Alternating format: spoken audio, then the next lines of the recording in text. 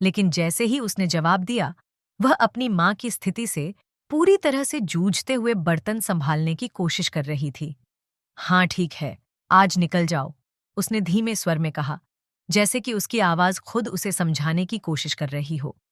मंगल की माँ के चेहरे पर एक हल्का सा दर्द था, लेकिन वह किसी से नहीं कह रही थी। वह बार बार मंगल से कह रही थी कि कोई बात नहीं, अब वह ठीक हो जाएगी। लेकिन किसी ने भी यह महसूस नहीं किया कि वह अंदर से कितनी टूटी हुई थी।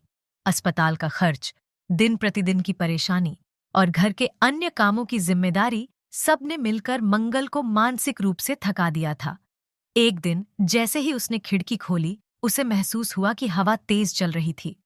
सॉरी बहुत, शायद खिड़की खुली रह गई, उसने अपने से कहा। लेकिन तुरंत उसे लगा कि यह सिर्फ एक छोटी सी गलती थी। हवा तेज चल रही थी ना, तो सब चीजें इधर उधर हो गईं। वह अपनी माँ के पास दौड़ी, लेकिन फिर भी अपनी चिंता को अपने भीतर दबाने की कोशिश करती रही। अभी चिंता मत करो बेटा, बस शांति जी के लिए थोड़ी सी जगह बना दो। उसकी माँ की आवाज ने उसे कुछ राहत दी, लेकिन मंगल ने देखा कि उसकी माँ के चेहरे पर तकलीफ थी। मंगल ने माँ की बात सुनी और सॉरी कहते हुए घर के दूसरे हिस्से में जाकर खिड़की को बंद किया। सॉरी मैम, बस अभी हो जाएगा, उसने फिर से कहा, लेकिन उसकी आवाज में एक गहरी थकावट थी। उसे इस बात की चिंता थी कि कहीं उसकी माँ को और ज्यादा तकलीफ ना हो जाए। कोई बात नहीं, मंगल ने खुद से कहा, है बस तुम शांति जी के लिए थोड़ा सा इंतजाम कर दो, बस नहीं, बस 2 मिनट में मैं सब संभाल लूंगी। अंत में मंगल ने अपनी परेशानियों को पीछे छोड़ते हुए अपने घर के वातावरण को सामान्य बनाने की कोशिश की। वह उठकर रसोई में चली गई और चाय बनाने लगी। चाय की खुशबू ने घर के वातावरण को कुछ हद तक हल्का किया।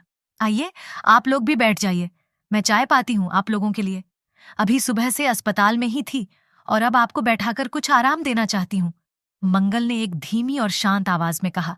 वह जानती थी कि इस समय उसे और उसके घर वालों को थोड़ा सुकून चाहिए था और यह चाय कुछ देर के लिए सभी को शांति दे सकती थी।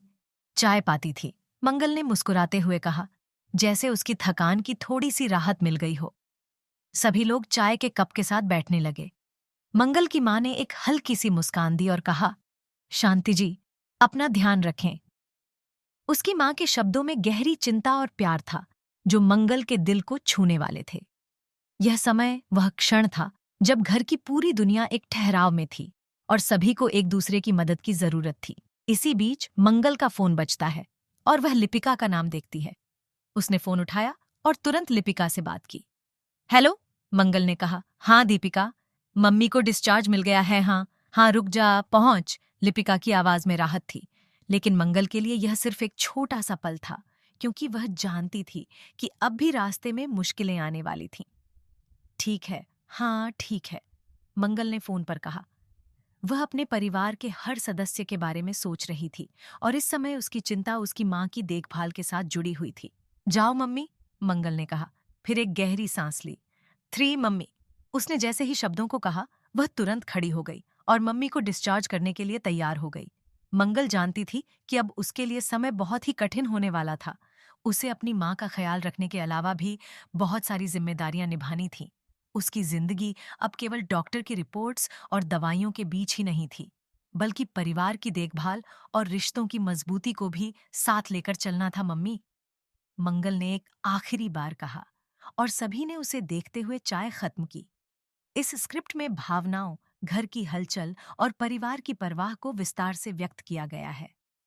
क्या आपको इसमें और कोई बदलाव चाहिए?